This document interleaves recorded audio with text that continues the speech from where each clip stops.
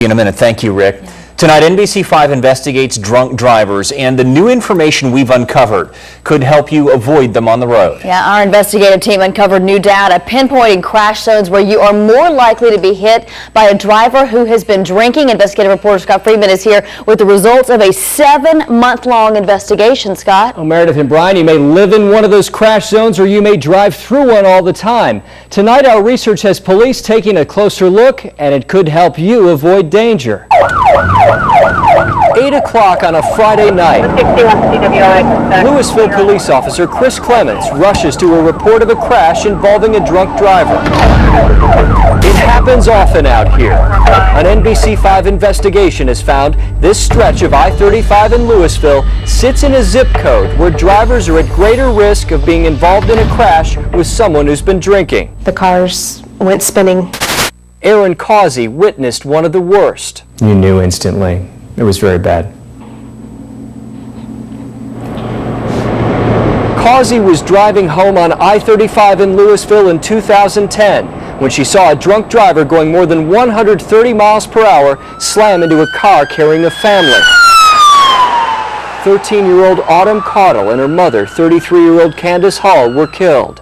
Hall's husband and 2 other children survived. Aaron Causey held one of the girls' hands until rescuers arrived. Is there anything in life that prepared you for what you saw along the side of the highway that night? No. No. The things that you see on TV and in movies, it's not, it doesn't prepare you. An NBC5 analysis of TxDOT data shows at least 176 alcohol-related crashes in the Louisville 75067 zip code in 2011 and 2012 combined. Many of those crashes clustered near I-35 and the Sam Rayburn Tollway, and I-35 and 121 Business. To get those numbers, we obtained TxDOT's database of all accident reports statewide for 2011 and 2012. We zeroed in on all crashes where an officer indicated a driver who had been drinking or an intoxicated driver contributed to causing the crash. TxDOT uses the same methods to generate a yearly report of alcohol-related crashes by city, but we took it one step further, down to neighborhood level. Almost 90% of the alcohol-related crash reports over the last 2 years include GPS coordinates.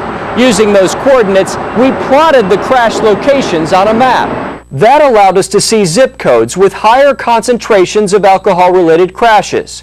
For example, the 75240 zip code in Dallas, at least 167 crashes in 2 years, mostly clustered along 635, east of the Dallas North Tollway.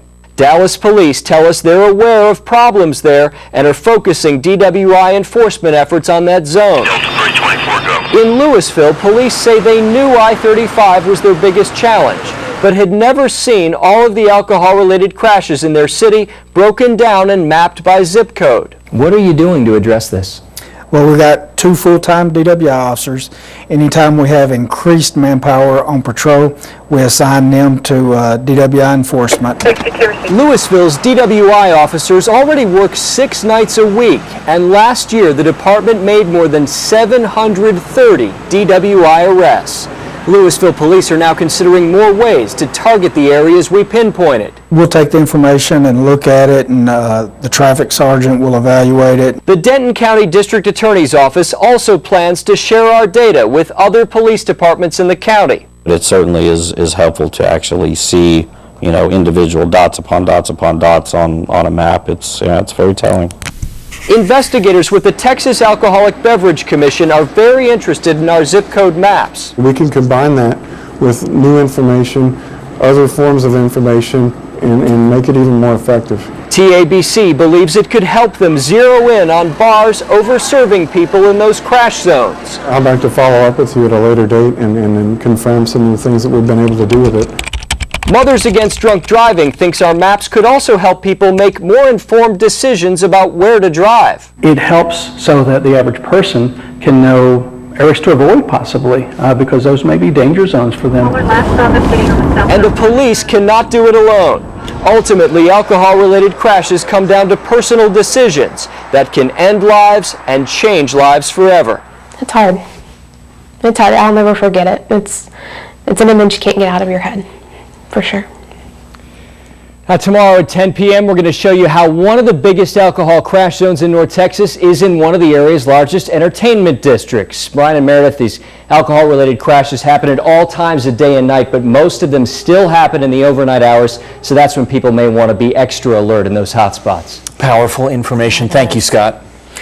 2 communities are grieving tonight after